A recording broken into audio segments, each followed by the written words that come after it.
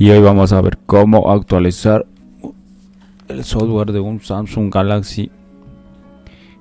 Cogemos, bajamos, le damos aquí en la ruedita de ajustes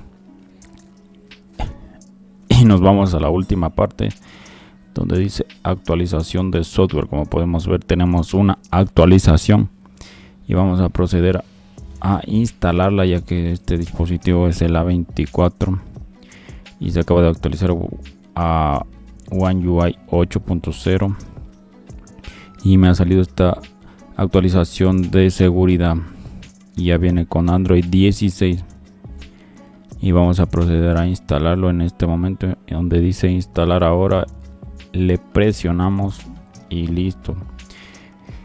Esto tardará un tiempo, pero bueno, de esta manera es como se actualiza un Samsung Galaxy, ya que siempre y cuando este tenga sus actualizaciones, ya que hay modelos más antiguos que no tienen la actualización y este procedimiento puede tardar mucho.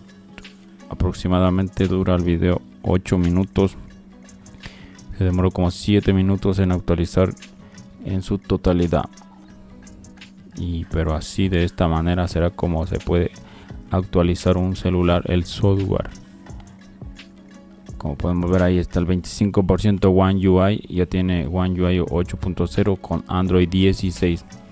Se actualizó hace apenas una semana y me llegó esta nueva actualización de parche de seguridad, parece ser.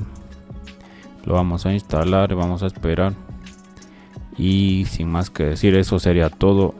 Los dejaré con el resto de la actualización, ya que es un poco demoroso. Les voy a poner una música para que no sea tan, ya que la meta ya se cumplió en el primer minuto cómo se actualiza.